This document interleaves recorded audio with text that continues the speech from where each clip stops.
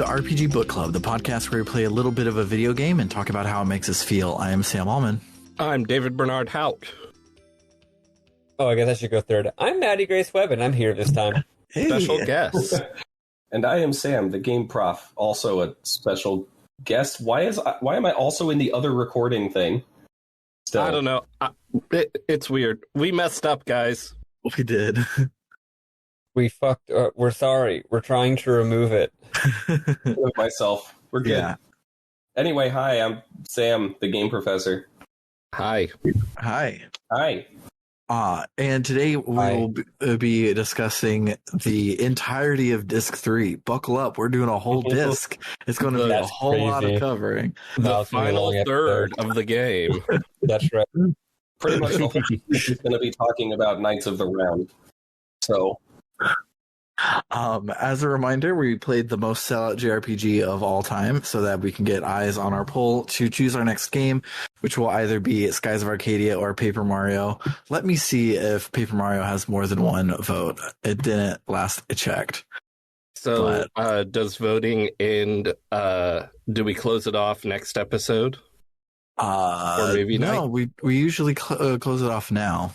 Oh. It does remind me. So let me check. Instead of looking up to see the lulls, let me see if it does. Paper Mario has I wonder what will win. I'm on the edge of my seat, guys. Paper Mario has had a come from behind second place with 2 votes. Nice. Wow. Hell yeah. And how many votes does Skies of Arcadia have? 8 votes. Man, that was a real nail biter. I had no idea. 8 is a bigger number than 2. It is. So shout outs to everyone who voted. It was really awesome of you to agree to play the game that we really, really wanted this time. It's never happened before.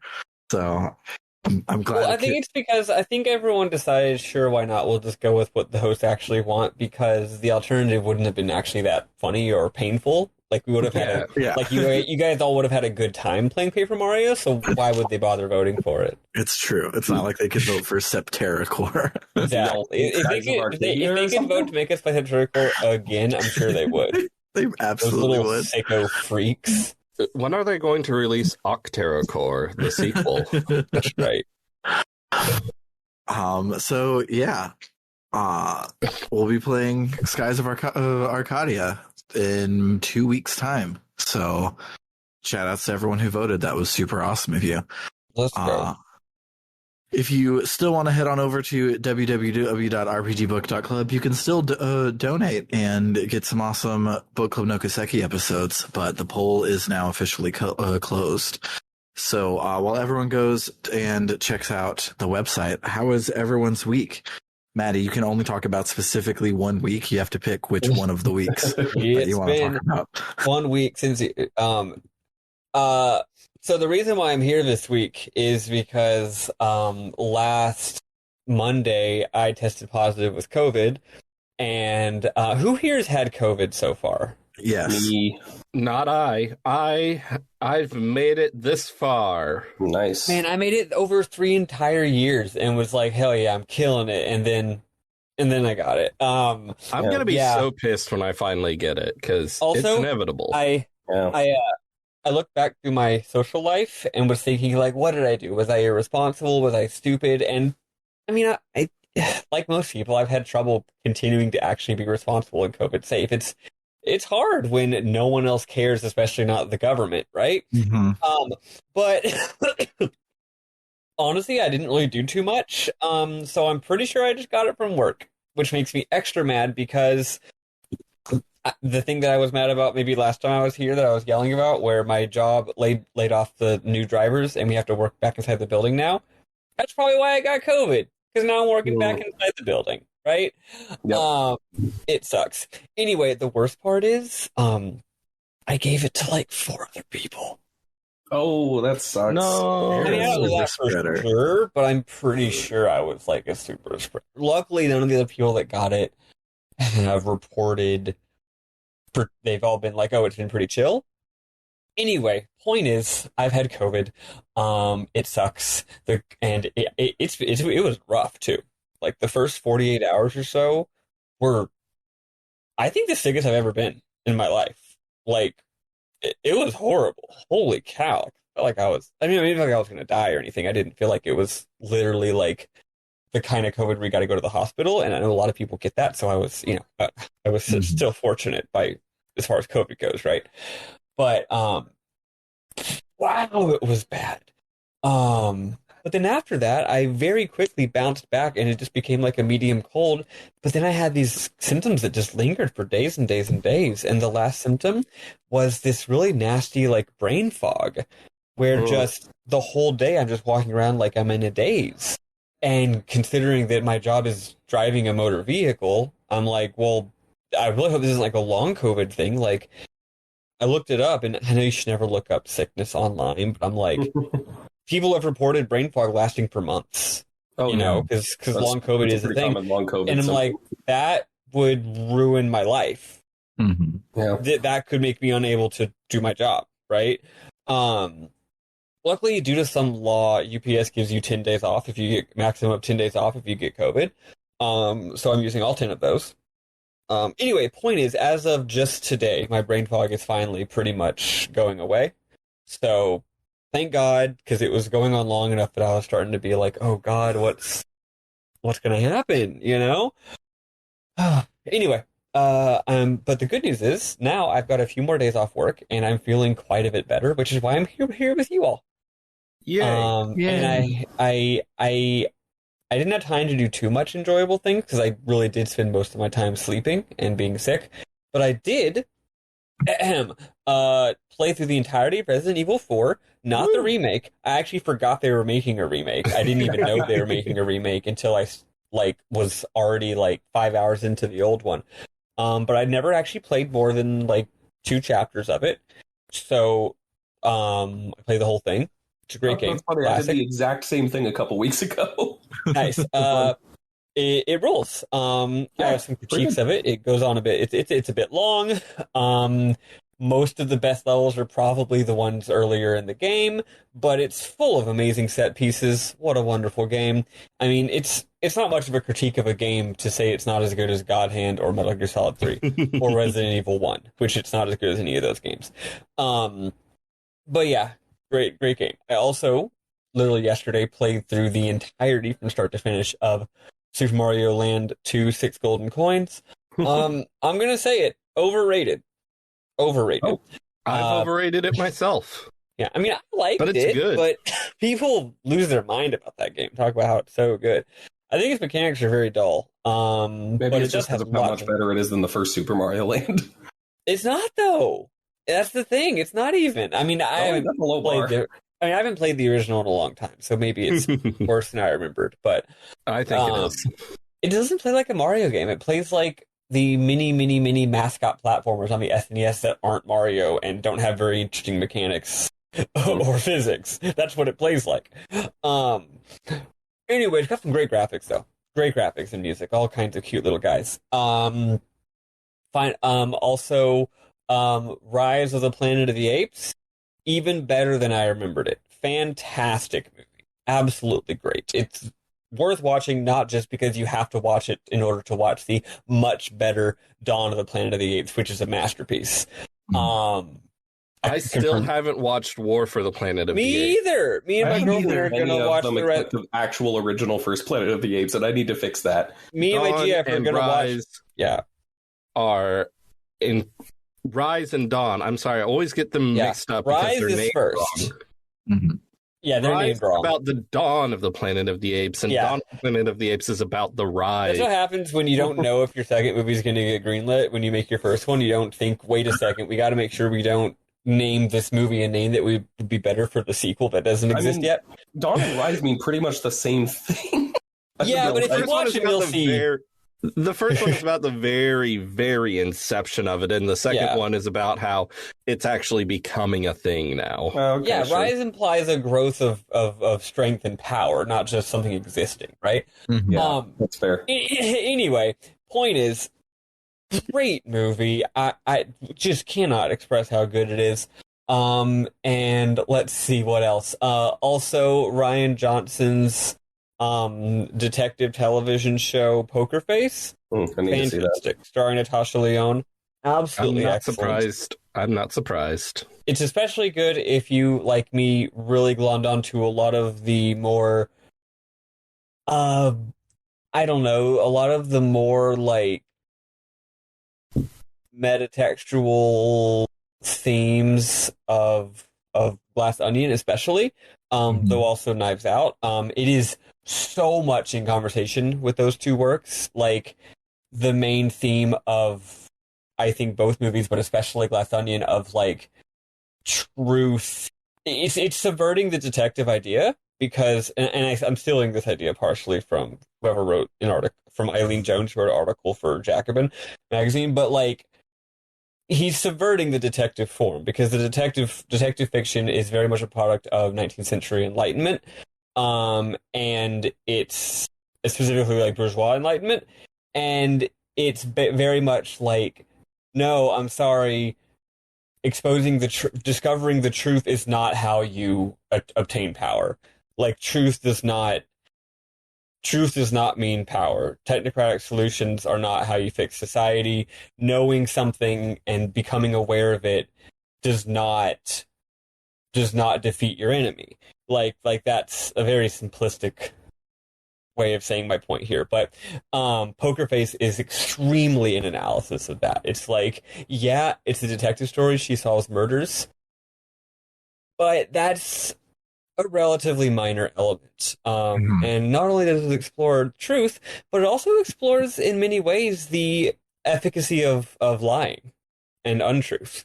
It's very, very good. It's excellent. And also, I'm acting like it's some deep philosophical thing. No, it's Natasha Lyonne being the hottest woman in the world and accidentally being around murders constantly and solving them in her special way, and also being so small. Yeah, so that pretty much sums up all the things that I did during the week that I had COVID. I love when there are things like, Murder, She Wrote, where just a normal person just keeps being around murders. Yeah, well, and like even in like Ace Attorney, that starts to happen where they're just going around. They're not like approached by someone who has been accused. Yep. They're just going around, and then a murder happens next to them, and they're like, well, shit. That's only Guess we're happened going to on have to Columbo. represent someand That's actually happened on Columbo once so far. This episode where Columbo goes on a cruise for vacation, and on this cruise, a murder happens. And he has to solve it before they get to land, because he knows, he has a hunch that the cops who will technically have jurisdiction once they land will probably not solve the case properly or something. Oh, and one more thing. You mentioned being around murders. Here's the thing. Poker Face does it one better. More than once, she kind of causes the murder.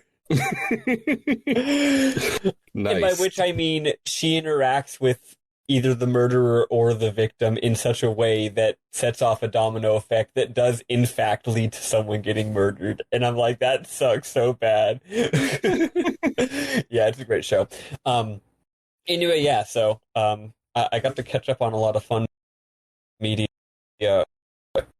in between, sleep, my brain being dead, and now I get to actually record an episode of this game with you all, which, of course, to remind the listener, in case y'all forgot, I have not been playing. All right, I'm done now. Cool. I don't even remember anything that happened to me this week. I DM'd for Lasers and Feelings this week instead of Bernard, and everyone had a lot of fun. And it was great. I heard about all stupid character names. Yeah, I had the wonderful idea that we were all going to be red shirts on our starship, and every single dice fail was going to be a character death. And then the very first roll of the game was a failure, and I tried to backpedal, but then thankfully my players were like, no, everyone should die. I want everyone to die in some way for the failed things, because it was a failed like communications roll. They were supposed to just talk to someone, and they failed, and so that person killed them. I think in the fiction, Nurse Brenadrill survived. Yeah. Someone stabilized her. I think one of my characters stabilized her, and Yeah. she survived. But a lot of player characters died because we would just swap in new player characters. Yeah, and then we accidentally created the fly situation between a character named one if Byland and primary gimmick, and so luckily those names can combine to one off gimmick, which is brilliant. And so they killed myself. They both got shoved into the same teleporter pattern buffer and are going to come out in a horrible amalgamation next week, and it'll be great.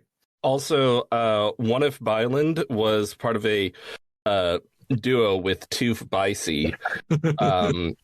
One of them always lies and one of them always tells the truth.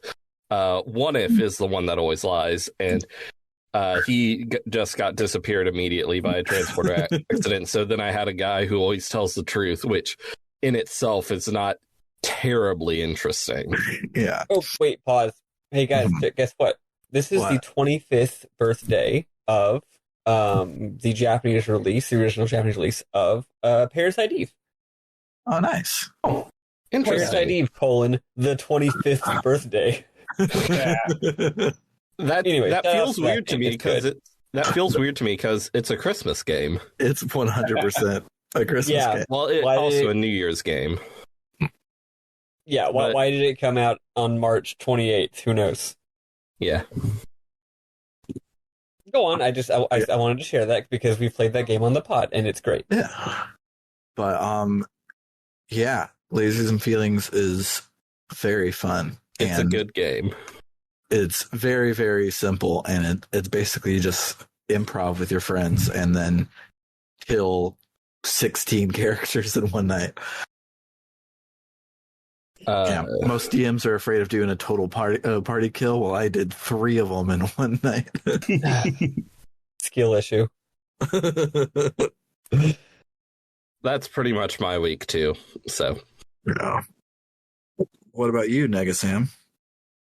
Well, my spouse got top surgery, so that was the thing. Go. We had to go to Nashville for that, and it was at like 5 a.m. So it was a whole thing.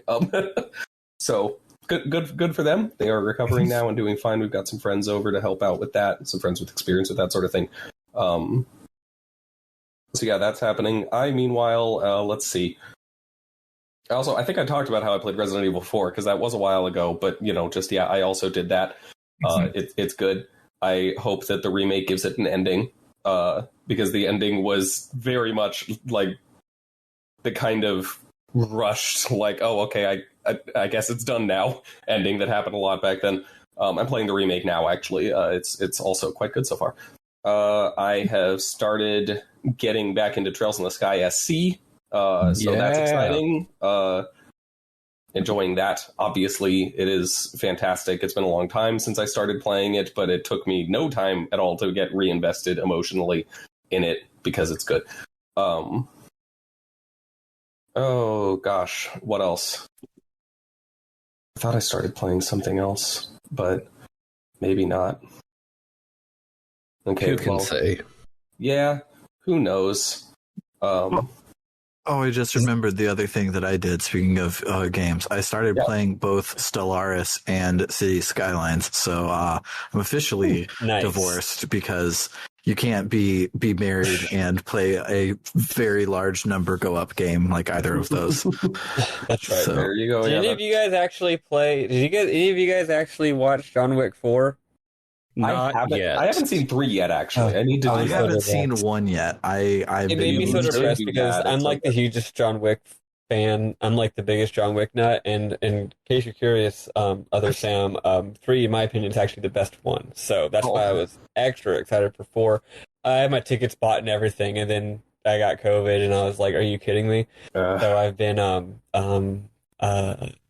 I actually care a lot about the like lore and the plot of those movies. Some people think that it's just like dumb and like when are they going to stop talking and start killing a million dudes?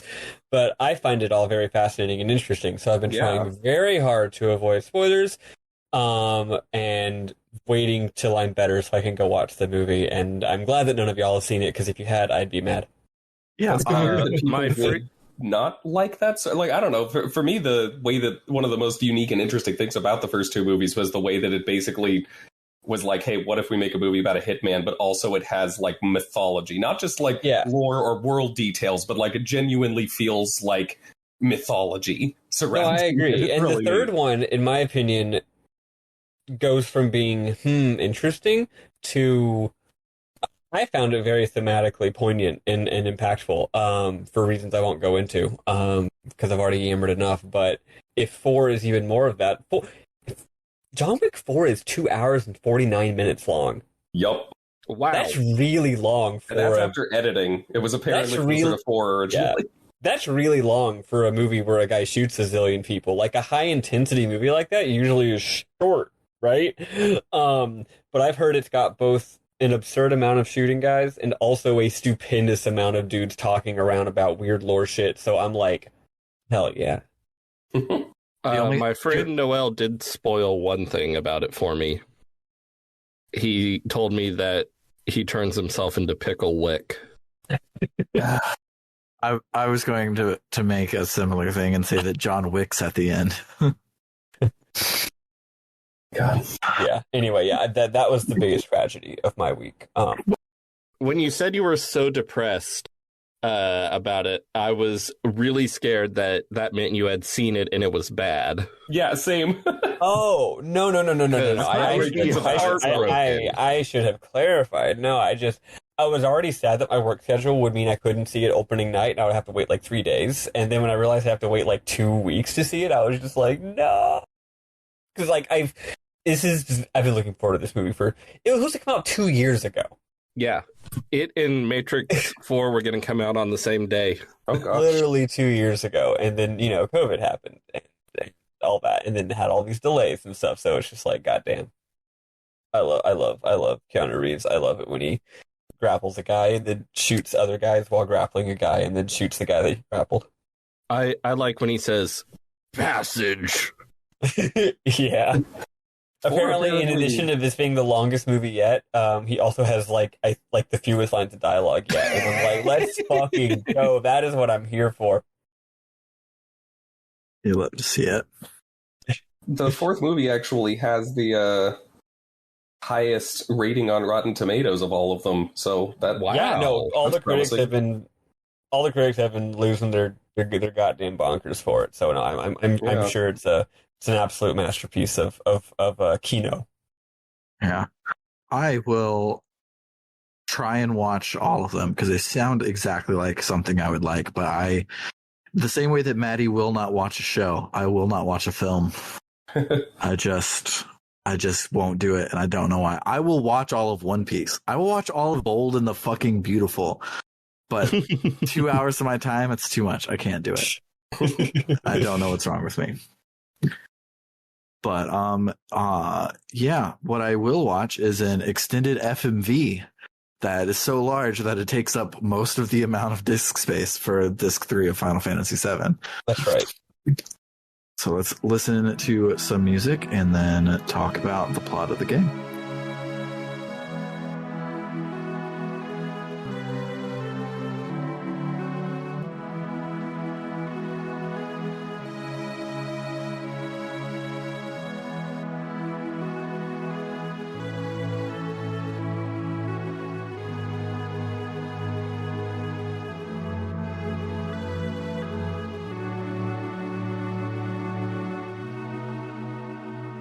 So I didn't write notes this week because I'm pretty sure I can remember everything that happens. I don't know. It's a lot, but if you think so. So well, actually, y'all are gonna have to catch me up because I haven't listened to the last episode yet. I know in general y'all played most of it. Where exactly did last weekend? So when we last left our heroes, they had just killed Hojo. Mm-hmm. In Midgar Part 2. Yes. and they haven't fought the Turks yet. No, No. they did. They have done everything up to and including Cloud and Tifa fucked on the Highwind when everyone wasn't looking. Gotcha. Okay, yeah, is that the last scene before the disc change? Yes. Gotcha. I couldn't remember if that happened right before or right after the disc change. That's pretty much what I was talking about. Yeah, weird for the game to have like an extremely graphic 13-minute sex scene between the two main characters in PS1 graphics, but I'm here for it. That's cool. Yeah. And it only happens if you romance Tifa. If you get Aerith, obviously nothing happens there. So it's like that's really proof that it's canon. I mean, it's more of the tragedy of Aerith's death early on. Even though it's get that scene for her. Yeah, so instead, if you just get, cries. No, if you get Clarith, you just get a 15 minutes FMV of him jerking it and crying. No.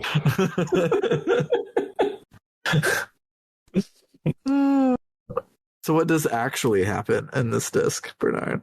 So when we last left our heroes, they had just gone to they had just docked at the northern crater so that they can go kick Sephiroth's ass. So they do that. They descend down into the cave. It's a pretty good dungeon. There's some interesting stuff where you've got to choose which way to go, and you can send people to go different ways. And we should definitely put the cave music as the transition music that just happened, because as a kid I used to not like the cave aesthetically or its music. I was like, what kind of dramatic final dungeon is this? This is bullshit. I have since become an adult, and I think that the cave is an excellent final dungeon. I love its aesthetics. I love the idea that you're descending into the bowels of the earth. You're not in some cool castle, or floating island, or you're not in some super cool thing. You're just going into the middle of the planet, because it's Final Fantasy VII, dude. Anyway, I think the music is fantastic, even though it does sound like a cut track from FF6. I don't mean that as a criticism. I just mean FF6 and FF7 have different tonal vocabularies. And this sounds like a track from FF6 and not a track from FF7. It's kind of weird. Some of its chords, those chords have never appeared in this game. Those chords are from the previous game. But yeah, it's very, very good. So we should make sure the listeners get to hear that song. Mm-hmm. So yeah, we go through the cave. We have the classic moment where everyone is getting ready for the final showdown, and Cloud says, "Let's mosey." And honestly, one of the coolest motherfuckers to ever do it. He's finally become an actual cool guy. Yeah. And I was wondering in the remake, once they get to the end, because I just found out it's episodic, is Cloud going to say "Let's mosey"? And then eventually there was that E3 demo, and I saw footage of it, and Cloud said, "Hunker down over there," and I was like, he's gonna say "Let's mosey." He's definitely going to. Not just because it's like, whenever they did a new non-Ted Wolty translation of FF6, they still kept Kefka saying "There's sand in my boots," or they'll always keep "You spoony bard" in FF4 or whatever as a nod to the quote the fans. Normally I don't like that kind of thing, and in FF7, even if it wasn't for that reason, they would do it because that's actually completely the correct characterization of Cloud. It 100% is. And seeing how much they nailed Cloud in the remake, how much they got his characterization perfect, I'm like, oh no, they are setting it up so that the way that they're writing Cloud in this game means that it would be ridiculous for them to not keep him saying "Let's mosey." Absolutely. It's such a great line. And then what happens after that? Doesn't Barrett get annoyed that Cloud didn't say something cooler? Yeah. Sid. It does. It was Barrett for me, I thought it was Sid. Well, maybe it depends on who's in your party. No, because the whole gang's there. I don't know. One of us is remembering wrong, unless it's randomized. Yeah. Which it could be. And it's one of the people who cusses a lot, so it's either Sid or Barrett. Yes. I explicitly remember the @ exclamation points. They should make Ketchi cuss a lot in the remake. Anyway, so after that great scene, the party's like, whoa, off screen, there's a lot of bad guys coming. Yeah. So Cloud and 2 other people go ahead to actually do the final fight, while everyone else fights all these enemies that we don't get to see. It's so like stage play, right? Like characters look off to stage left. Oh my god, look at that crazy thing that's happening over there. It's so silly, and I love it. But then we, have a weird scene where like Sephiroth is floating and the party is floating, and Sephiroth is like fucking them up, but then they're like, we have a force of anime will. And then we have a fight with Genova Synthesis. One thing I love about the anime floating scene is everyone says their we'll never give up, we'll never surrender little speech. Then a menu pops up to tell you to build your party, and it's not like those 3 then say, all right, we're going in. Sephiroth does a bigger magic and it blows away everyone except for your party. And it's such a weird thing to me. It's not like, oh, I'm choosing this party. It's I got to choose who Sephiroth didn't kill as much. Yeah, it's very funny. One thing I want to say here, there's about to be 3 fights. There's 3 final boss fights. The perfect number, I think. And each one has a unique piece of music, and they're all incredible. They're good. Phenomenal. Only one of them is insanely famous, One Winged Angel, for obvious reasons. But not only are they all incredible, but I think of them as like the platonic ideal of final boss songs, because there's different kinds of final boss songs, and here you get all 3. The first one, Genova Absolute, it doesn't sound like a climb. It doesn't. You can tell it's not the final boss just from the way it sounds. It sounds like the beginning of something, of a climactic encounter, right? And what I love about it is it starts identically to the normal battle theme. Because the normal battle theme is right. It's in 4, but it starts in 4/4/4, but it starts with these quick triplets, or not triplets, but these 8th notes that are done in pulses of that are done in pulse 3. It's like little hemiola, right? 1 2 3 1 2 3 1 2 3, right? Genova starts the exact same way, but it's actually in 6. Or actually, is it in 9? Yeah, it's in 6. It's in 6/8. But it starts with the exact same rhythm. So it's really cool how they're taking the basic battle theme and then turning that into the boss theme. And it's just very dramatic. It's very driving. It's not fun or exciting. It's like scary. And it really just represents just the intense will of these characters to really go and save the day, and their drive with this very, very driving 6/8 with these big, chonky, slow, this like slow melody that's just very heavy. It's a great piece. Mm-hmm. Man, you talking about how it starts with the final battle theme makes me think that we should play Final Fantasy VIII sooner rather than later, just so I can lose my bonkers. Yeah, Final Fantasy VIII does this even better. But yeah, and for the record, again, like, I spend a lot of time thinking about these pieces of music, so I'm gonna... My contribution today is going to be saying something about the next 2 pieces of music. So actually, I don't know much to say about One Winged Angel. What can I say that hasn't already been said? It's great. But the other 2 are under-discussed. Yes. Yes. They're just kind of in its shadow, I think. Yeah, Like, they absolutely by the time are. they're done, One Winged Angel has absolutely replaced both of them in your mind. They absolutely are. But I think very good. I think my favorite of the 3, though, is Genova Absolute. So Understandable. It's all of the Genova themes are fucking fantastic. But yeah, this is really good. So after fighting Genova, we fight another boss, and that boss is called Bizarro Sephiroth, which is pretty great. Yeah, this track is my next favorite kind of final boss song, which is it's fun. It's not dramatic. It's not scary. It's like your characters are getting into the groove, and they've gone from like, oh no, we're scared, oh no, we're determined to save the day, to yeah, let's kick his ass. You know, There's a big monster, and we're feeling ourselves, and we're gonna fucking get him. Yeah, there's not much more to say than that. It's good. It's the first. I think it's the first boss song Uematsu ever really wrote to like have like a fucking prog rock synth keyboard solo. Which is, I guess the main boss theme of this game kind of has one, but this one really has one.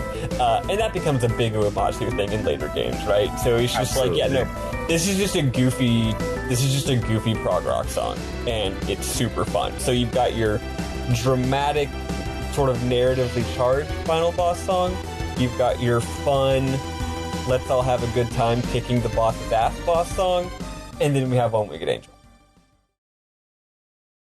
Yeah, so we fight Bizarro Sephiroth, and it's one of those final bosses that has a main body, a head, a core, and right and left arms. And 2 entire parties.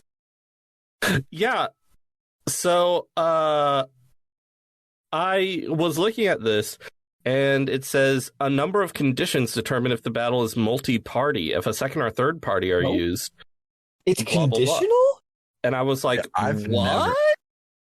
I've never had a second party. I never knew that was a thing. I've only played the game twice, and both times it was multi-party. Yeah, so what happens is parties each literally time. You have 2 entire 3-person parties, and you have like an option in your menu to switch which one you're currently controlling. So it's like a complex 6-person battle and they're standing on different floating rocks. So if you like push the switch party button, the camera like swoofs over to the other group of guys.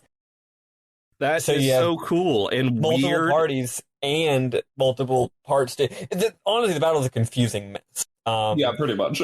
It's an extremely confusing mess of a battle. You can apparently fight with 3 parties as well. I just figured that's how it was. What are these conditions? I don't know. I'm trying to look it up. To qualify for a one-party situation, one of the following conditions must be met. Genova Synthesis achieved 13 turns or more before the ultimate countdown was activated. The lowest leveled character in the party is level 34 or lower. This does not count Eris, nor does it count Yuffie and or Vincent if the player has not obtained them. The average party level is 53 or less. In addition, one of the following conditions: to qualify for a 2-party situation, the player must not qualify for a 1-party situation. In addition, one of the following conditions must be met: either Yuffie, Vincent, or both are not obtained. The lowest leveled character in the party is level 44 or lower. The average party level is 67 or lower. So it's a difficulty thing, basically? To qualify for a 3-party situation, the player must not qualify for a 1- or 2-party situation. Specifically, all of the following conditions must be met. Both Yuffie and Vincent are obtained. Genova Synthesis achieved 12 turns or fewer before the ultimate countdown is activated. The lowest leveled character in the party is 45 or higher. The average party level is 68 or higher. That's wild. Really interesting. So it makes sense that makes sense why I never got 3 parties. More complex, depending on how advanced, not only how like high end level your characters are, but how advanced your skill is based on how you did in that Genova fight. That's weird and interesting. Imagine having quote unquote skill at quote unquote FF7's quote unquote battle system. In addition, the main body gets 5,000 more HP for each character at level 99, and it gets 60,000 more HP if you've used Knights of the Round before. Oh, that explains why the battle always went on so long for me, because I don't think I've ever gotten to the end of the game without having Knights of the Round. Although I like how it says if you've used it before. So if you obtain it but don't use it, it doesn't have the extra health. That's fun. Wow, you guys only had 1 party? Skill issue. Apparently.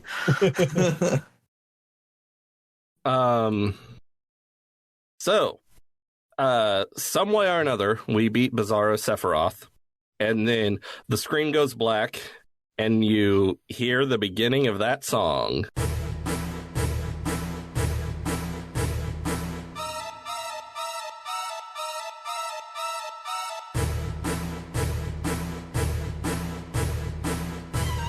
One Winged Angel.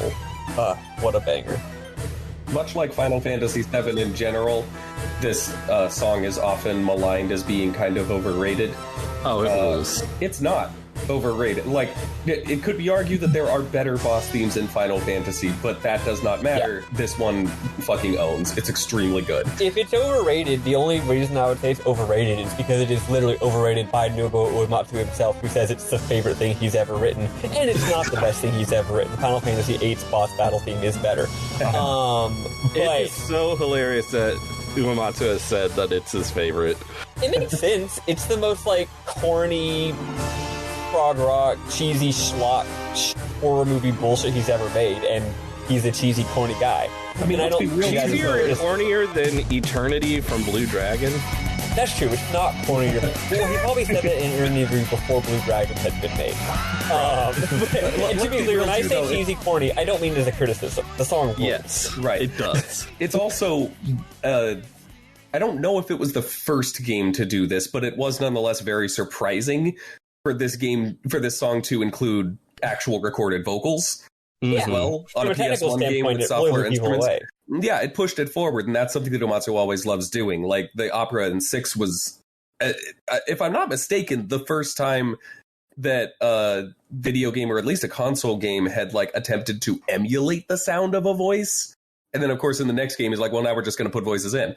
Like, yeah. I can absolutely see how it would be his favorite by that virtue alone. Yeah, like, he is like, oh my god, we have actual... Although I also love how crudely it's done. Like, you can tell that this is a MIDI song with short little clips of actual real audio from a CD being played over it. And you can tell that the clips are being repeated because the characters, or the choir does have some parts where it repeats the same thing. Mm-hmm. And they'll sing it, and at the end, I think it's when they're saying, like, the Sozimanis or whatever, their S, like, cuts off awkwardly at the end, which if you listen, you can very hear, it's like, oh, that's the end of the audio clip.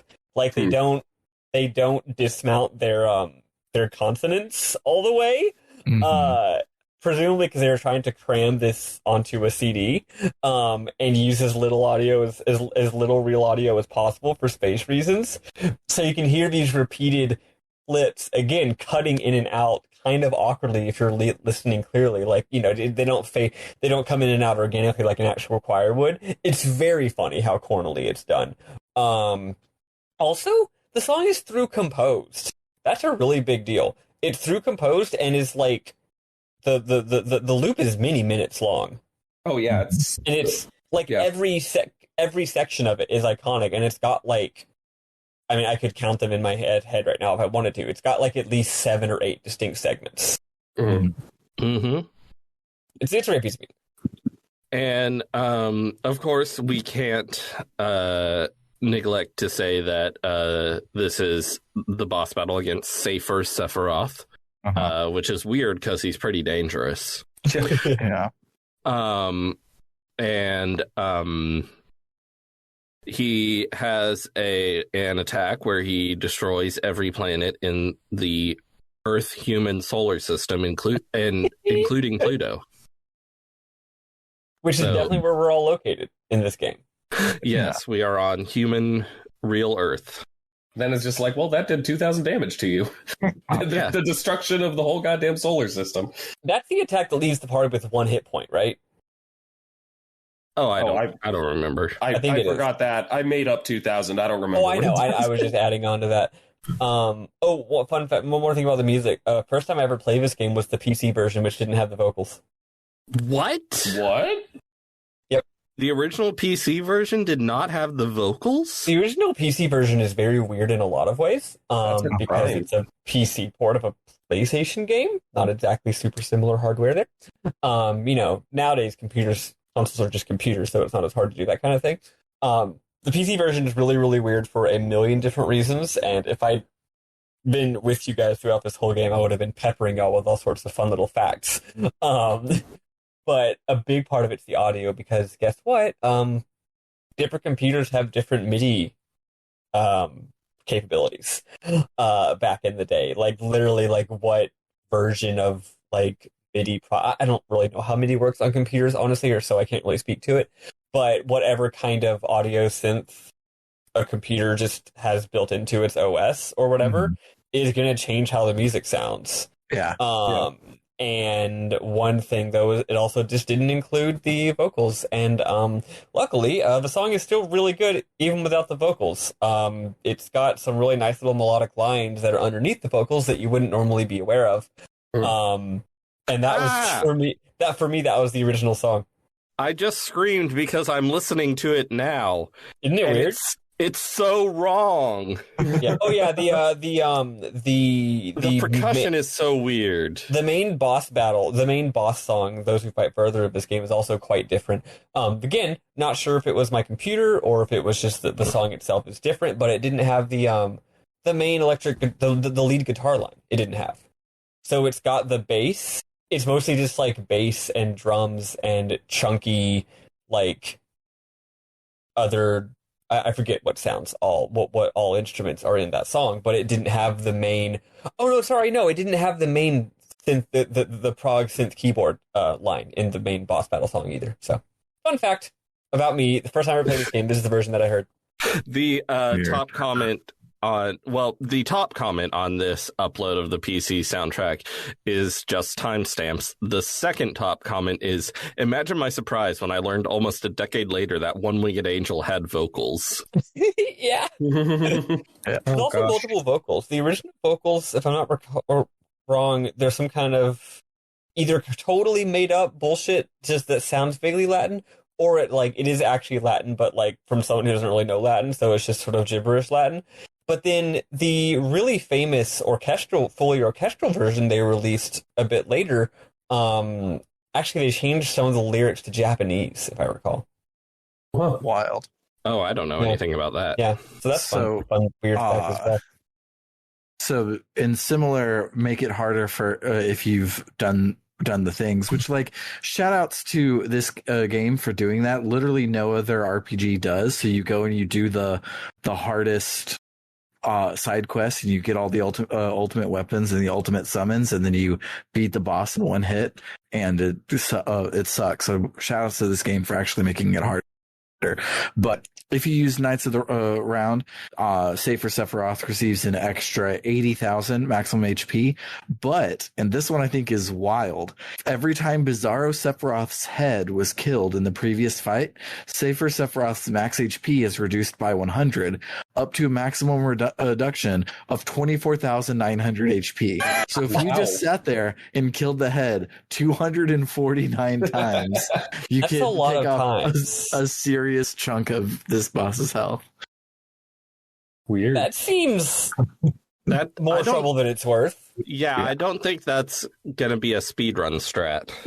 No, definitely not. All I remember is that this boss is not very hard if you have Knights of the Round. Yeah. This is kind of a tangent, but on the subject of weird experiences with this game's music, because I don't think I've mentioned this before. When I played this game for the first time, it was actually on okay. For those listening, before HDMI ports, we had to hook things up to TVs with 3 different colored plugs. Red, white, and yellow. Yellow was for the video. Red was for the right side of the speaker, the stereo sound, and white was for the left sound of the stereo sound. So the hot new thing, stereo sound at the time. Yeah, super cool. So I was playing this game for a while, and then I unhooked my PS1 and brought it to a friend's house to play or something, brought it back, hooked it back up again, and the music sounded completely different. And I was like, what the hell, what's going on? The TV I was playing it on was mono. It only had one plug. Oh my God. So I had it plugged in for the right side of the audio, and then when I put it back in just without thinking, I plugged it in with the left side of the audio, and suddenly the music sounded totally different. Incredible. It was so weird. And like, still to think back on it, that like your experience of a game's sound could be so affected by a weird quirk of the technology at the time. Yep. Like, yeah, it was odd, but it is definitely true that like if you listen to it in different ways, like without the lyrics in One Winged Angel or from only one side or something, you do tend to pick up on a lot of relatively subtle musical cues that you otherwise might not. There's a lot. The soundtrack's really good. Mm-hmm. So the gang kicks Sephiroth's ass. Then in this, I'm just working from memory because I have the Final Fantasy wiki up, and all it says is once Sephiroth is defeated, a cutscene commences, interrupted by a short cinematic battle, and then the final cutscene of the game plays, ending the game. Yep. Wow.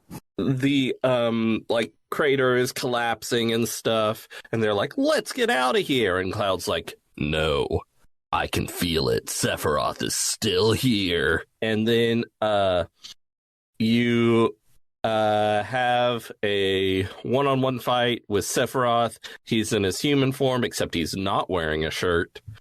And it's one of those fake final bosses that Final Fantasy likes to do sometimes. Was this the first one?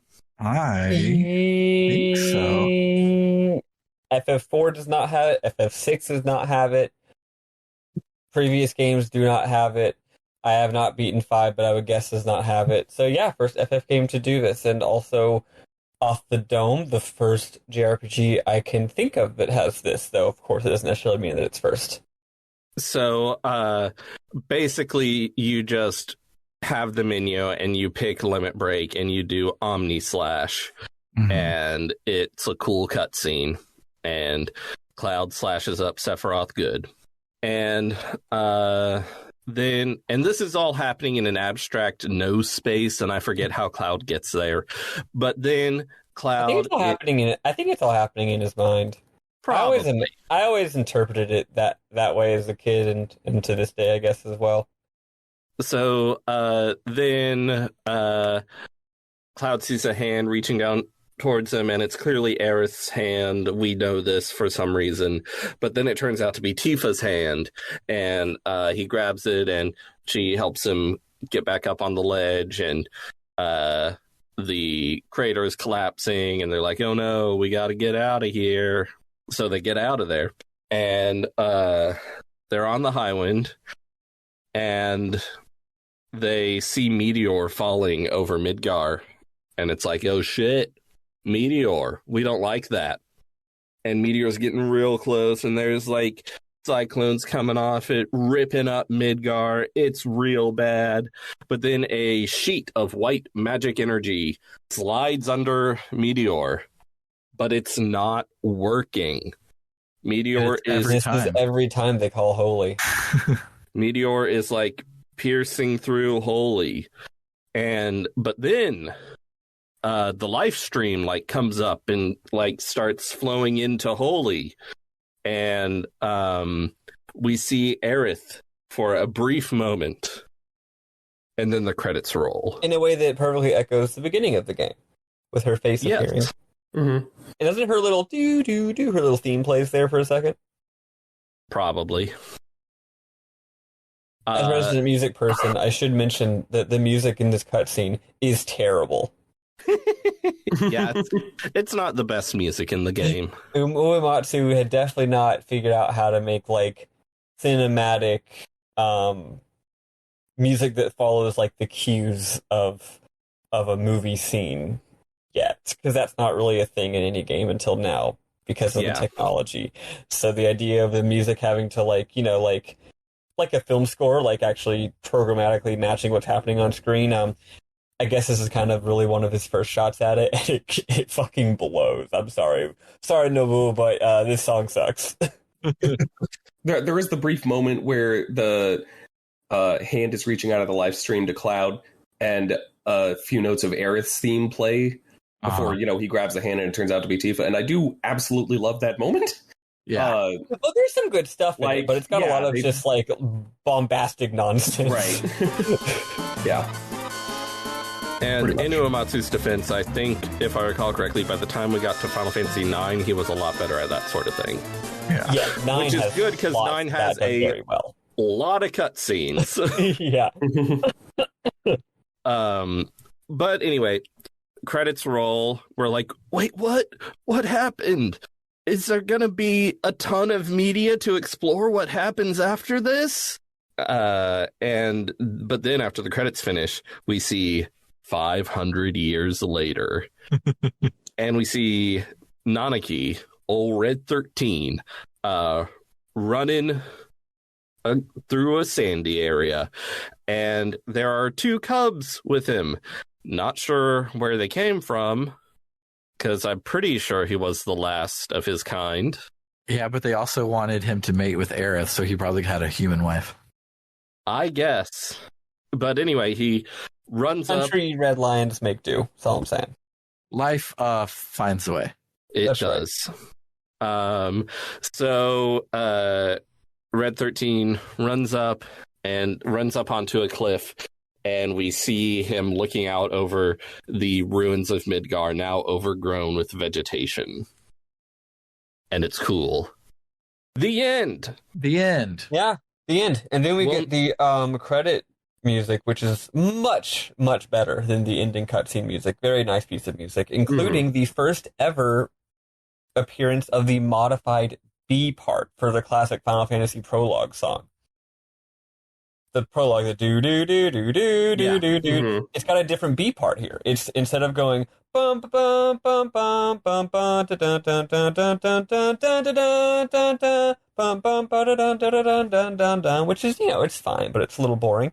This is the first time it ever goes ba ba ba ba ba da da da do do do do do do do do do do do do do do do. It got that nice little lyrical part. And then it repeats and does it the original way. First time that appears in this game, and it was the way that they did the song from then on until I think FF12 brought back the original version. And then FF13 didn't have it at all. There you go. Yep. So that's awesome. Final Fantasy VII. It ends sort of weirdly abruptly. It does, yeah. I have mixed feelings on the ending, frankly. I have mixed feelings, but it's important to remember, if I have mixed feelings, that means some of my feelings are good. Yep. I think dramatically it's weird in its abruptness, but thematically I can't take any issue with it. I do agree with that. I think it rules. What I do think is bad is its use of FMV characters flapping their jaws while weird little subtitles appear underneath, and it looks super awkward because they had FMVs, but they didn't have voice acting. FF8 very smartly just never had characters talking in an FMV. Right. Yes, they did like the silent. It was a fantastic decision. Great choice. FF7 which they continued into 9. So in FF7 you got these Red 13s just like opening and closing his mouth, and there's these weird little subtitles. It was awkward then. It's awkward now. It's weird. It's goofy. What else? What isn't? It's FF7. I actually have a thematic question for y'all. The idea that Holy wasn't going to be enough to win, but then Aerith basically saves the day by, I think you would say, convincing the live stream or convincing the planet that humanity is worth saving, basically. Thus, sort of wrapping up the thematic arc of the game. I think it's pretty obvious that's going on, though maybe y'all have different views. But why Holy isn't working by itself to begin with, I find interesting, and I never really heard anyone explain why. Because, according to the game's lore, it should, right? I think I know what's up with that. Yeah. The characters are talking about Aerith when they talk about it, but they specifically say that the reason they have to take out Sephiroth is because he's blocking Aerith, and thus also Holy, the prayer that she was, praying, from reaching the live stream. Like Aerith and the effects of her prayer for Holy are in limbo until Sephiroth has gotten out of the way. Is that how it's said? I thought it was the opposite. Like Aerith did complete her ritual, but Holy was literally just being blocked. Well, yeah, that's exactly it. The ritual was completed, the prayer was completed, but it wasn't actually, after Aerith dies and the prayer is made and stuff like that, it's supposed to go into the live stream, and Sephiroth was blocking it from doing that. So was Holy just not working because it wasn't reaching the planet, basically. So was it just because they were too late, basically? Like, if they'd done it earlier, Holy would have been fine, but at that point, the meteor was, right there? Apparently, somewhere, someone says it because everyone is quoting the exact same thing. Meteor is too close to the planet, so the gravity is fucking with things, and it's not enough to make it win. Oh, there we go. So it's not for some big thematic reason. It's just for movie drama reasons. But that does mean that the planet has to make a decision about what to do of its own sort of spiritual volition, which is where Aerith comes in, and that's really neat. Yeah, and I don't know this for sure, but I think she does it by time traveling back to the beginning of the game, causing Final Fantasy. That's where I think they're going. But we'll see. But it is important to note that Midgar gets fucked the fuck up before Holy stops Meteor. Yeah, y'all are doing it. I have to go in a second, but y'all are doing Advent Children, right? Yeah. Oh, yeah. Fuck yeah, Nice. That's awesome. Yeah, I'm going to watch the hell out of that movie. People apparently thought that this game's ending was ambiguous as to whether or not humanity survives. I mean, it is literally ambiguous and it doesn't show you, but I think that Aerith showing up at the end. Also, after the credits, you hear like children laughing and playing, so it seems kind of obvious to me. Except also, I'm fairly certain that someone, Sakaguchi maybe, said that their interpretation is that humanity is dead at the end. I wouldn't mind that as an ending, but I think that the visual cues don't say that. I think that would be a very interesting ending, actually. I think it could be theoretically, but I really think that the game's themes are building up to like a reason for humanity's continuance, and so to do all that and then just be like, no, though, they're all dead now, would be sorry, you guys suck too bad. You don't deserve to continue living. That wouldn't make sense, thematically. Although, again, like if the game was a different kind of game and a much darker game, it would be a totally reasonable way to end it.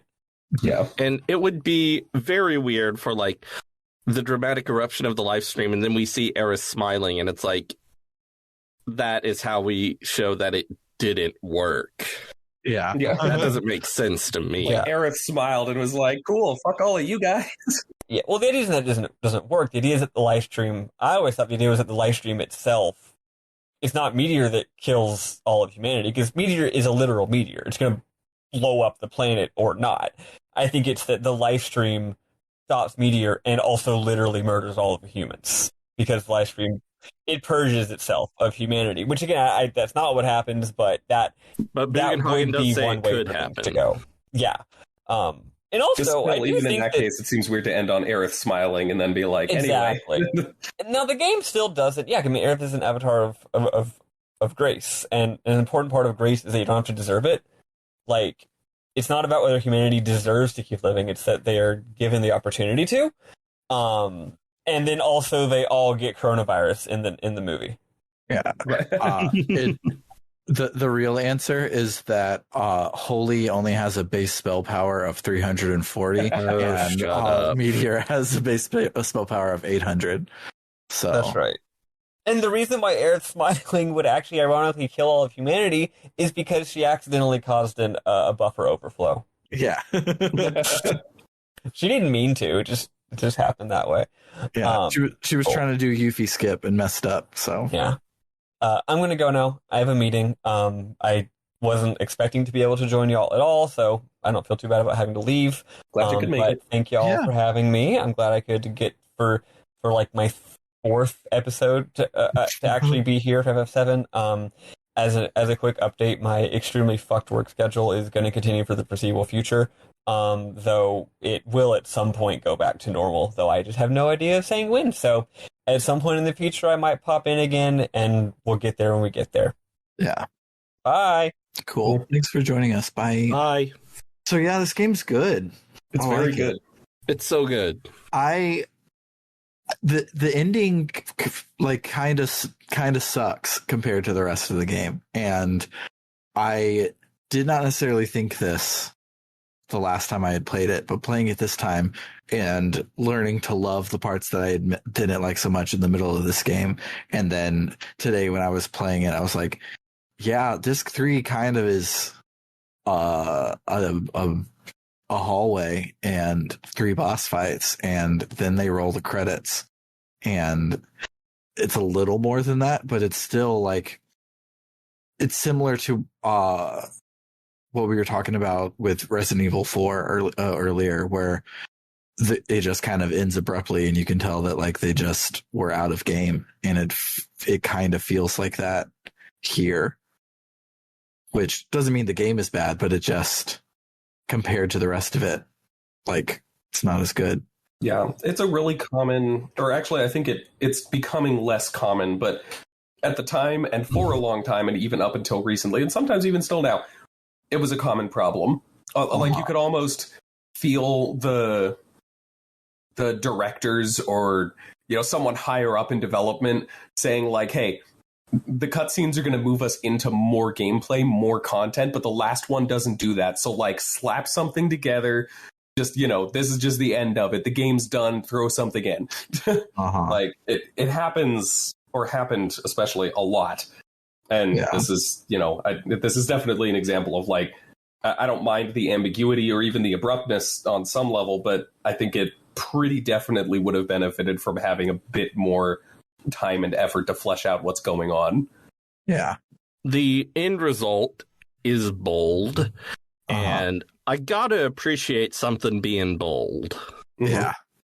Even if maybe something less bold and more something else might have been better.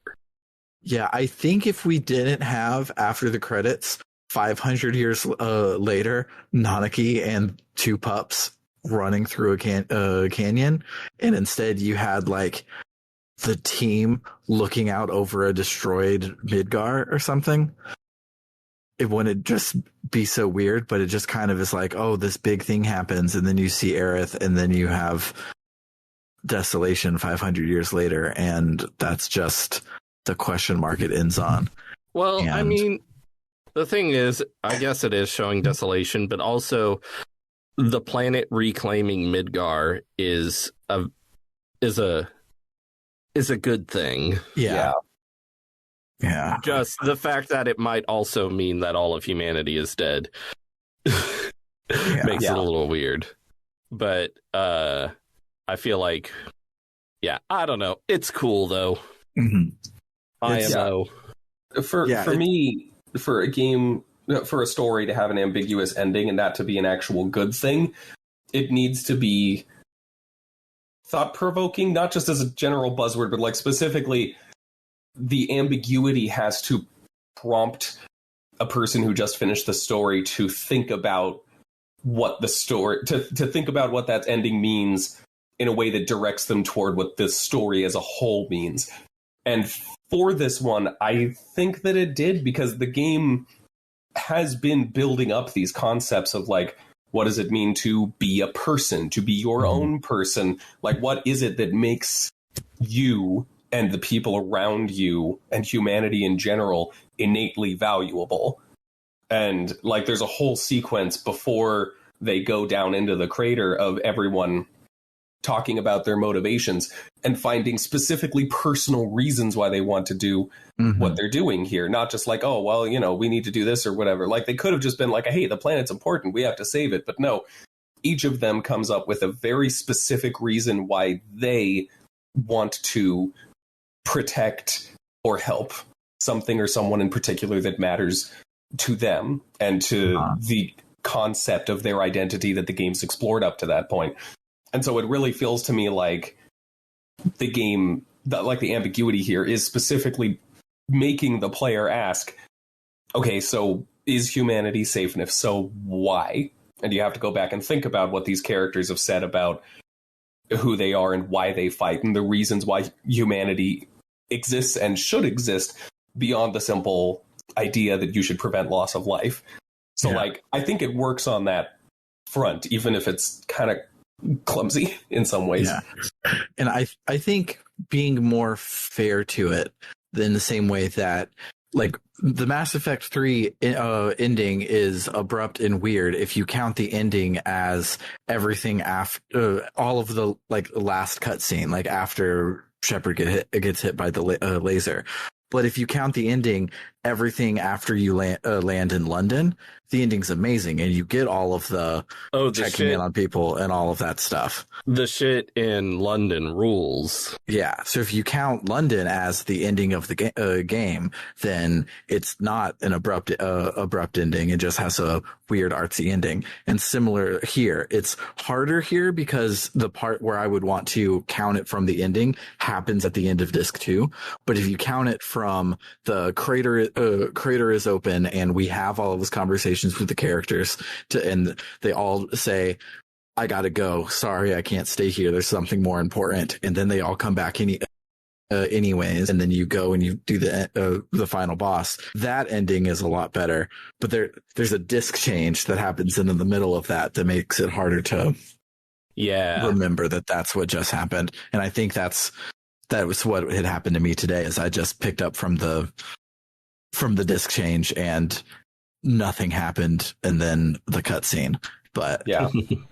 I think there's, like, when we talk about elements of story structure, it often kind of changes depending on whether we're talking about, like, narrative structure or thematic meaning, stuff like that. And I think that thematically speaking, and in terms of character stuff, the climax of the story is not when we beat Sephiroth. It is when everyone leaves, finds their purpose, and then comes back. They make that decision, right? To, like, okay, we're doing this now. Like, we have reached our, the apex of our character arcs. We have made our decision and we are going to act on our convictions now. Because that important decision by the protagonist, or protagonist in this case, is, like, thematically where that climax comes in. But yeah, it definitely does feel more like the ending is from that point, and the disc change being where it is. I think you're right. It does kind of hamper that a bit. Yeah. It's weird that this game has the best fucking disc change ever.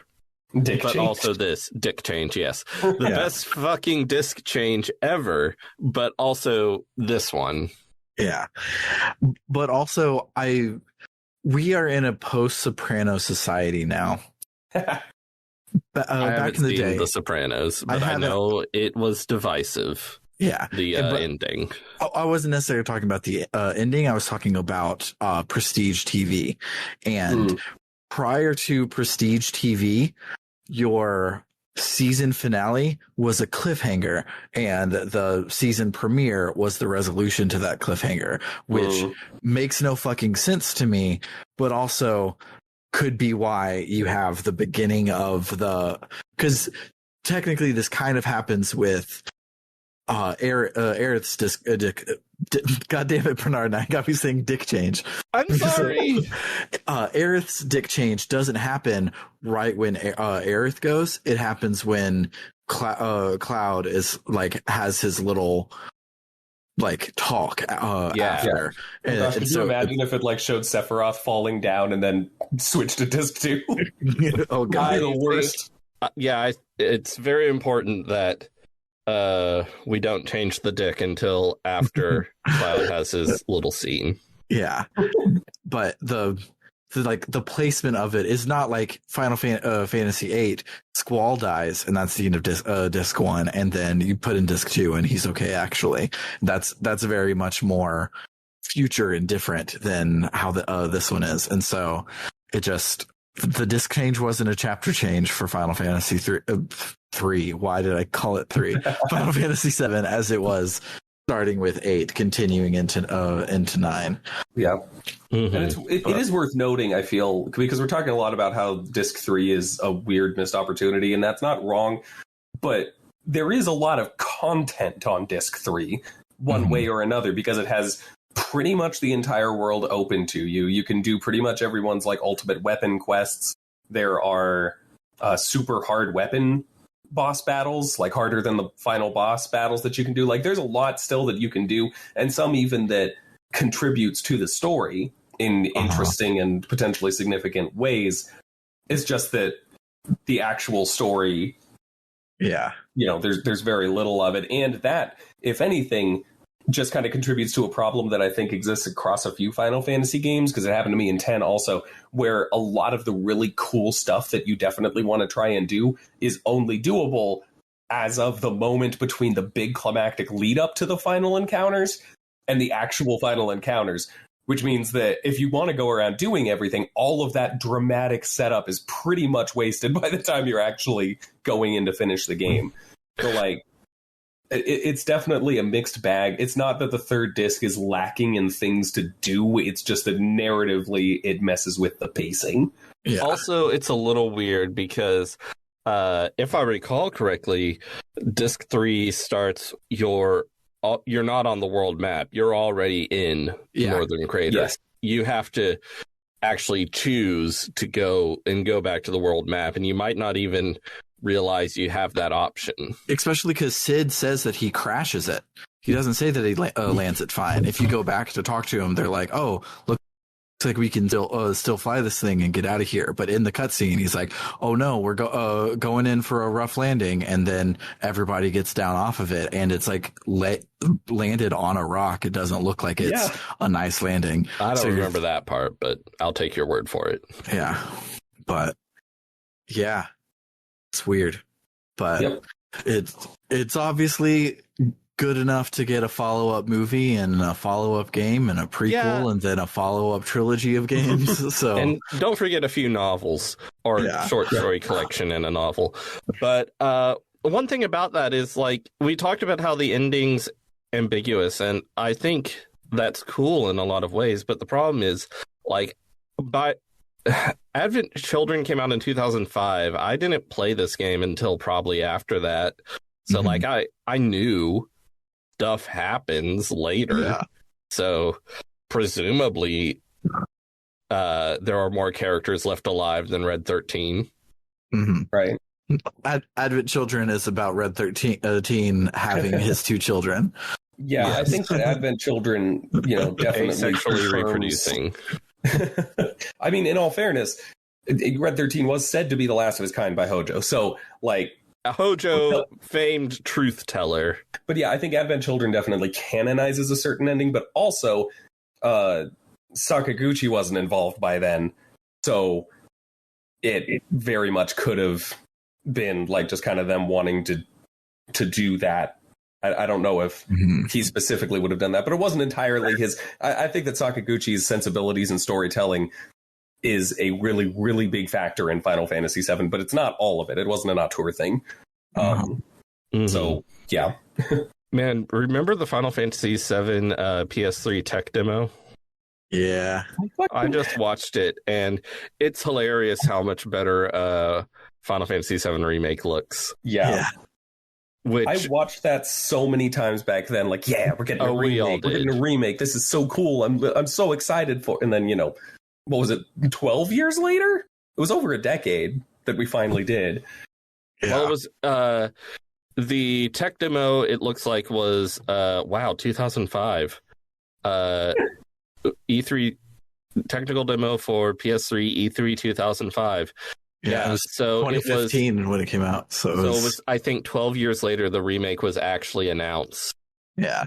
And then it was, I'm pretty sure it was 2017 it was announced. And then it was 2020 it came out, right?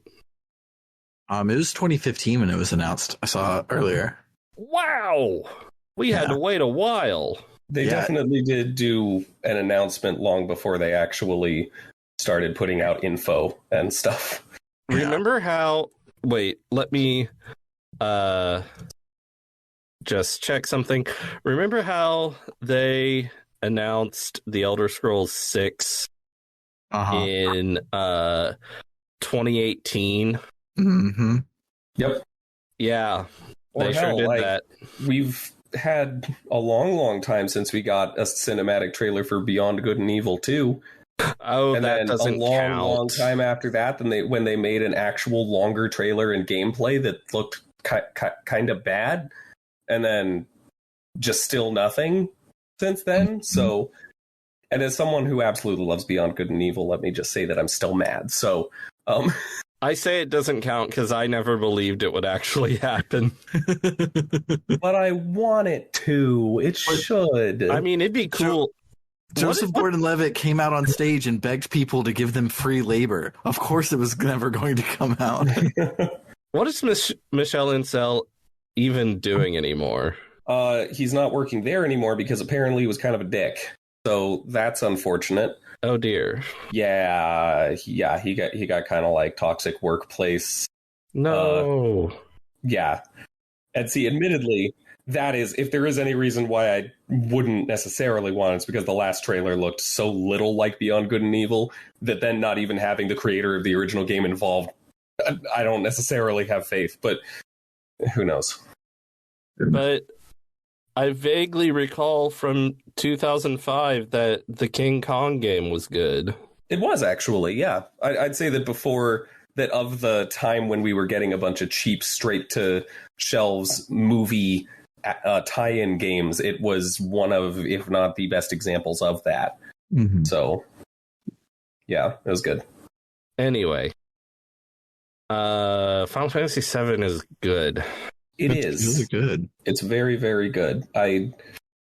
We've said this and variations on this so much over the course of this, but like, cannot stress enough that this is not just a beloved nostalgia game. It is a genuinely extremely good game. There are elements of it that are a little awkward with time and coming from the localization and stuff like that. Like, I don't think that someone who's only been playing video games from the last few years is going to hop into this and just have no problem getting into it. In some ways, it is dated, but even so, I think it holds up really well. It's not dated in any ways that make it like hard to play. Mm-hmm. Like some old, like I tried playing Ultima 4 a while ago and it just straight up like you have to like type certain commands into the computer. It's like, it's borderline unplayable if you're used to any kinds of games from like the last few decades. Final Fantasy VII is not like that. It is dated in some ways, but it also is just a good and intuitive enough experience that it is a great game, and it holds, like, even today it is a great game. I love that out of it. You said Final Fantasy VII was intuitive, and my brain immediately leapt to climbing up the Midgard plate and trying to jump onto the swinging bar. Okay, yeah, fair. My point just being that you're not going to open up the game and be all like, what do I even fucking do? This is so weird. Like, yeah. It's... So it, for the most part, functions in a way. Can I complain about something real quick? Go for it. This is an only positive Yeah, go ahead. This is not complaining about Final Fantasy VII. This is complaining about Wikipedia. Oh. So I went to the Wikipedia page for Final Fantasy VII just because we're talking about it, and why not? They have a screenshot on here of Sephiroth killing Aerith. So that is actually how I got spoiled on it. Yeah, because when I was playing the game for the first time, I was just like, oh man, I fucking love this. I'm going to look stuff up about it, and, there you go. Wild. Like, even if you try and scroll past parts that are talking about the story, you still see Sephiroth with his sword, and Aerith is dying, and it's very clear what's happening. Yep. We've talked about it a bit, I think, but like, I definitely, and I know that a lot of people just don't care about spoilers or think that they actually enhance the experience or whatever, but like, I think that the idea that because the game is old, it's not something we should try, that like we shouldn't try to protect the experience for people who haven't played it anymore is a weird thing that is directly in like conceptual opposition to the very idea of a classic. Like, this is a game that a lot of people have not played because it's old, and a lot of people that are playing video games now weren't even alive when it came out at this point. And it is a very, very good experience. And I understand that particular spoiler is so widespread that it's very unlikely that someone will come into this experience without knowing that. But I want to give them a shot, honestly. Like, I think it's a great moment, and I think it would be fantastic if more people got to experience that fresh, So, like, yeah, I agree. That's annoying. Want to hear my hot take? Yes. Yep. Okay. So there are... Actually, no, I changed my mind. Well, too bad. So there are a large group of people who are slightly older than we are who will say that Final Fantasy VI was better than Final Fantasy VII, but Final Fantasy VII was just more popular. I love Final Fantasy VI.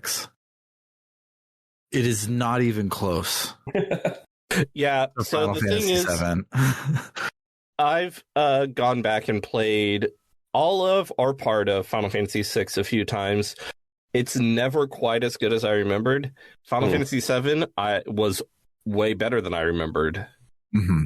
That is interesting because I've been meaning to replay 6, so I'll keep that in mind. That's interesting. So yeah, I think 7 is better than 6. I haven't played 6 recently, but Yeah, I think, I mean, 6 is amazing in a lot of ways, but I think 6 is like the best representation of like RPGs of the Super NES era. Like, I think it does so many good things.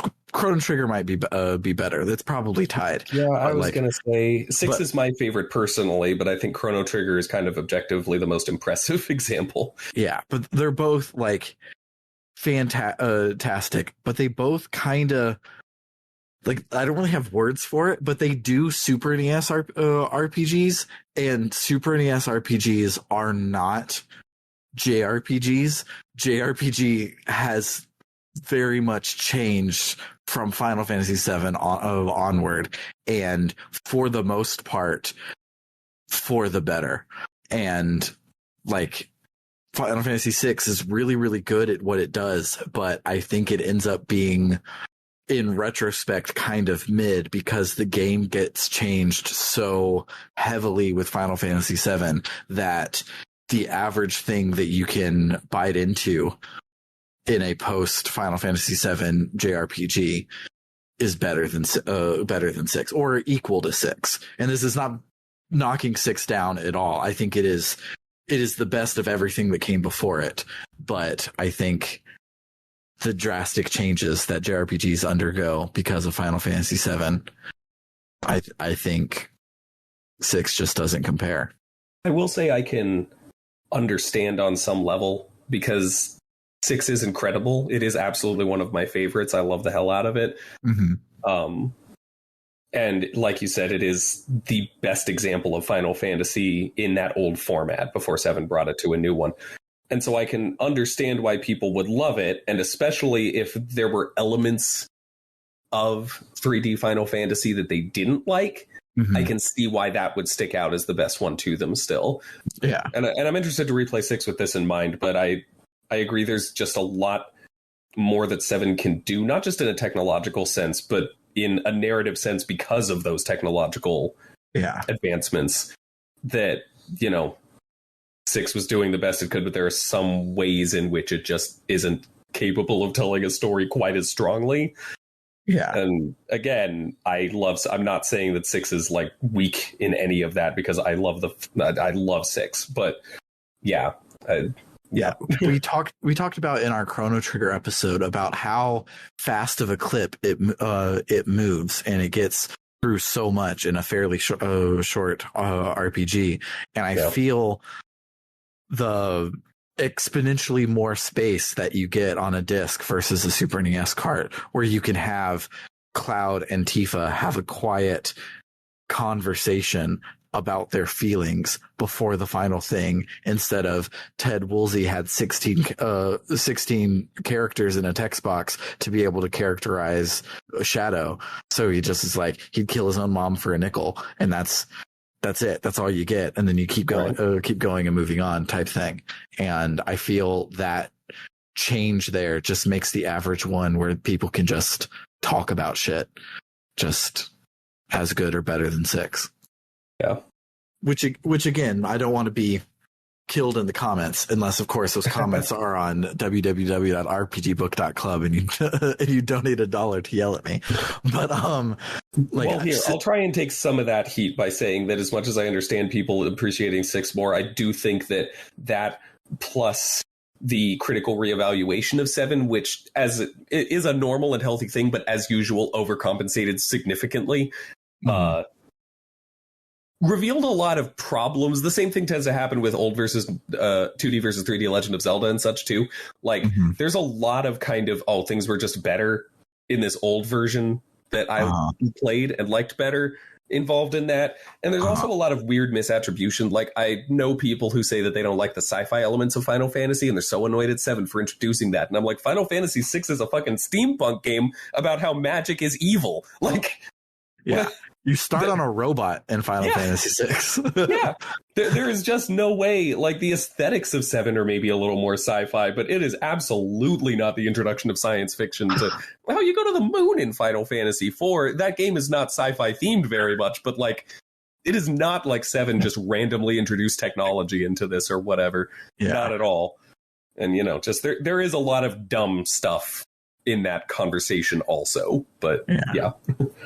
Luckily, I feel like we eventually have come to a point where everyone is like, yeah, Final Fantasy VII rules. Yeah.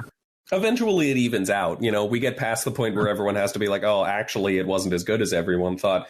And to a point where we can just appreciate it for what it is. And what it is an extremely damn good game. Like, what it is the best video game of all time. But we don't need to prove anything, like how it's the best thing ever or how it's actually not the best thing ever, like everyone else said. I think that, you know, just once we get past that point, we can look at it a bit more objectively, and it's just real good. I hope that pendulum swing completes for Final Fantasy VIII soon, because Final Fantasy VIII is really good, and its systems are weird, but in a good way. And people are loving on 9 and loving on 7, and I want some Final Fantasy VIII love. I was gonna say, it's weird that pendulum swung back for 9 before it did for 8. Yeah, for that matter, it kind of did for 10 too. I feel like 10 is kind of in the process of it still. The old, like, oh, the laughing scene is so bad nonsense did so much damage to its reputation that I think we're still kind of recovering from that. But like, yeah, 8 is starting to get that back, I think, but I feel like it hasn't gotten as far as either of the 2 games directly after it, which is weird. Man, when are people going to realize 13 owns? Actually, I was going to say we're coming back to that, too. Like, I made a video about how great Hope is recently, and it was also part of another person's long video about why 13 is actually really good. So, like, we're not there, but we're working on it. Hope is an extremely good game. And everyone is like, oh, the child keeps whining about how he watched his mom die. And I'm like, fuck off. That's, of course he is. He's a kid. I watched my mom die, and I'm doomed to an existentially horrific fate. Like, shut up, kid. We all have problems. Like, I just don't. 13 has a lot of problems, but the characters aren't. It's one of the best casts in the series, I honestly think. Fantastic characters. Yeah, some great character writing in there. It's just good. Yeah. The plot's a bunch of convoluted bullshit. I still don't know what happened in it, but the characters are fantastic. So, like, and I'll take that over, like, 12, which had a really interesting political story and, like, 2 characters I gave a crap about, but... You say Final Fantasy 13 is convoluted. Have you played 13-2 and Lightning Returns? I haven't yet. I want to replay 1 and then do those eventually. Those are where it gets weird. Yeah. But they're great still. And when are people going to realize Final Fantasy 15 owns? I have to finish that one still, actually. I think a lot of us do. I need to do my retroactive... Sorry, what? I was going to say, I need to do my retroactive replay of it so I can like it more, because I didn't play it right when it came out, but I saw everybody loving it when it came out. I played it after a couple of DLCs, not all of them were out, and I didn't like it, and I had my naysay opinion. But now that everything's over, I want to play it and realize that it owns actually, because I didn't not like it. I just was expecting it to do a Final Fantasy and have some sort of a raising of the stakes and changing of things, and you're just 4 dudes driving in a car the whole game. See, that's the thing, is that when I was playing it, I loved that part. I loved chilling with my dudes, and like all of that just slow, leisurely stuff was so good. I liked the 4 guys. I liked just driving around in the car. I liked being able to drive around to Final Fantasy music. I liked pushing my car, which was out of gas, to a gas station minutes away, to One Winged Angel playing over the radio. Like, that stuff was great. The rest of the story stuff I was invested in, but I don't know how well it all goes. Actually playing it, I didn't enjoy very much. So like, Yeah. when it came to combat in particular, and like a lot of the open world elements, like I just, so I need to finish it. Yeah. I also need to play it again and do all the DLCs and all the stuff to get the full version. Like, I think I had played it after the new chapter 10 or whatever, where you can play as Gladio. I had played it at that point, but the Royal Edition with the expanded ending wasn't out yet, and the third of the party member DLCs weren't out yet. So it was a very odd time to say it. I didn't get the raw version, and I didn't get the like finished version. So it's a very odd time.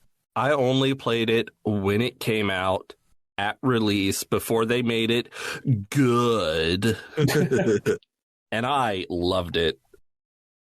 Yeah. And I want to replay it and play all the DLC, but the problem is I'm not going to find time to do that before Final Fantasy 16 comes out. And then Final Fantasy 16 is going to come out with its combat designed by a fucking Devil May Cry designer. Mm-hmm. And then I won't be able to go back to Final Fantasy 15's combat, I'm sure. Yeah. Yeah. Which I remember being fine, but I have a feeling 16's is going to be better. Yeah. 16 is going to be dope. I am really looking forward to it for sure. Anyway, We've gotten really off tangent. Should we talk about Menmoms? Off topic, rather. Yeah.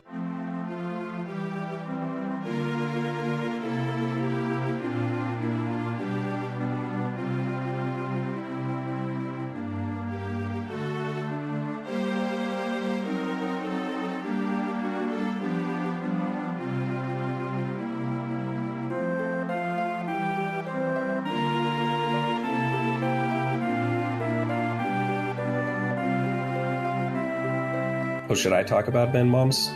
Yeah, did you have something to say? Okay, yeah, sure. I mean, I have plenty.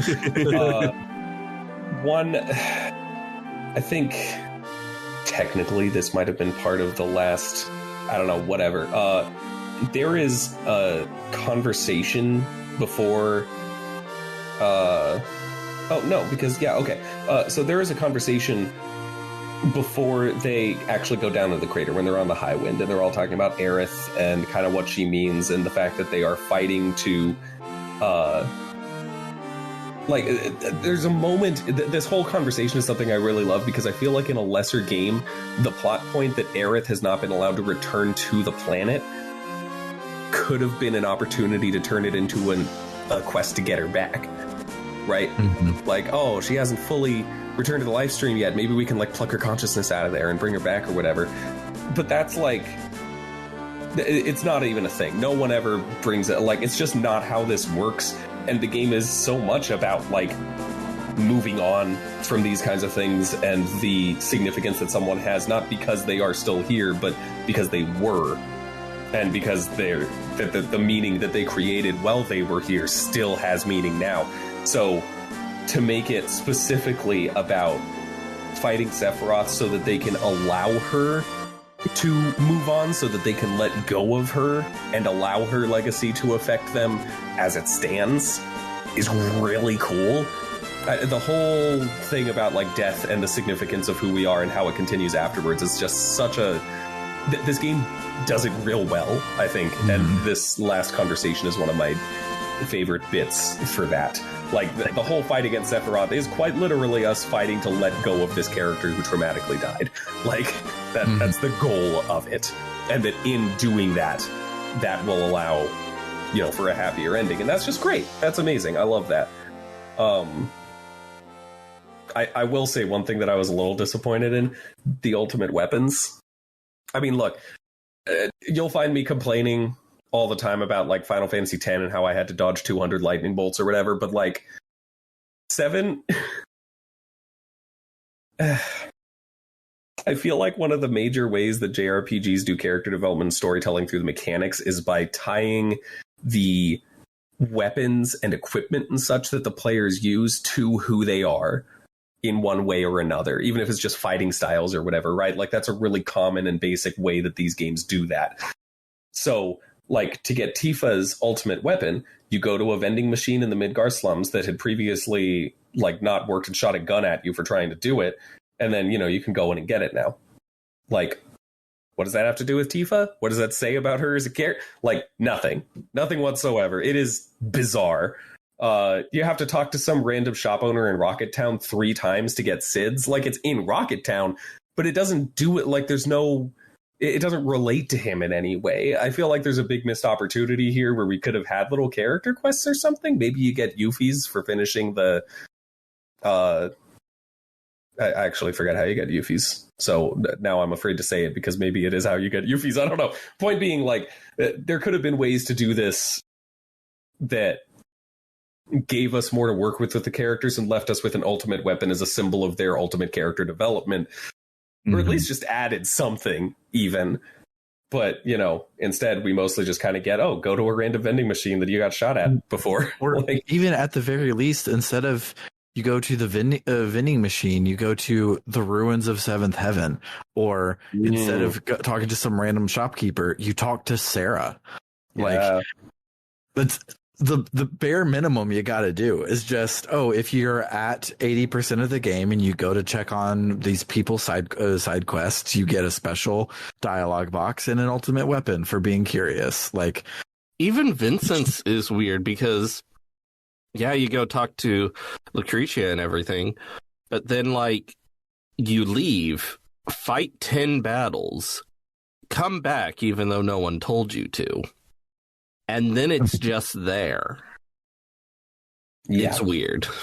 I think that and this is not the only or last Final Fantasy game that does this, but I think that there is a preference for almost like Souls-like ambiguity, like in how all the, like, yeah, you fight 10 battles and then just come back with nothing indicating that you should. That's weird. And even, you know, again, this isn't the only game that does that. Like, I don't know how you were supposed to know the 10 lightning strikes thing in the 200 lightning strikes thing in Final Fantasy X, let alone that bullshit in 12 where there are like 5 random unmarked chests that you're not supposed to open to get them.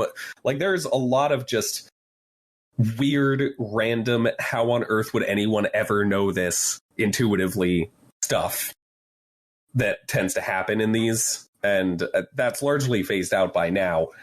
But yeah, I feel like they were prioritizing that over actually using these things to develop the characters further. And I just think that's a missed opportunity.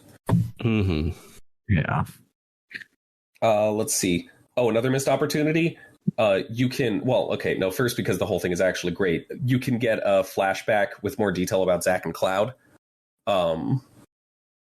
If you go back to the basement at Shinra Mansion, after you get Cloud back from the live stream, because I don't think we talked about this. No, we didn't. I didn't bother with it. Yeah. Yeah, it's just nice. You don't need it to understand anything, but it just shows some of the downtime, you know, that Zack getting Cloud out of there, being on the run, just some downtime while Zack's like talking to Cloud, trying to take care of him while Cloud's still out of it, and then eventually Zack trying to protect Cloud from a bunch of Shinra goons and getting shot. And it's nice. It's a nice little, like, it's a good scene. It's a nice bit of background, but there's a really nice touch. That's another really small thing that just means a lot to me.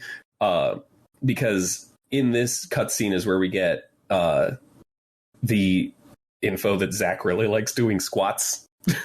It's a random little detail, but he really likes doing squats. And he, because that's an animation we've already made. Yes.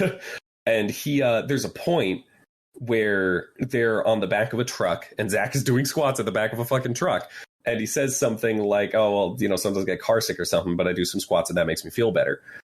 There's a bit earlier when Yuffie is first on the airship, when she's like throwing up off the side of it because she's getting air sick, and Cloud says, just do some squats. That'll help you when you're feeling that way. And this is after Cloud like remembers Zack and such, so it's not just like some latent thing about Zack that he's internalizing as himself. Like, we have just had this situation where Cloud is separating Zack from himself, and remembering who he actually is, but we get this really, really nice little detail of like he's still like Zack still means something to him. Zack is not gone. His effect is not gone. Cloud is passing on wisdom that Zack gave to him to his friends to help strengthen them. And, it, again, tiny little detail, but it's really nice. I liked that a lot. So let's see. I have my notes highlighted about the hand coming down and Aerith's theme and then its Tifa thing, which, I really like on account of just... Aerith's hand, because she is significant, but also Cloud's support in this world is now Tifa, so it goes to her. And yeah, okay. I think that's pretty much all of it. It's a good game. I like it. I like Final Fantasy VII.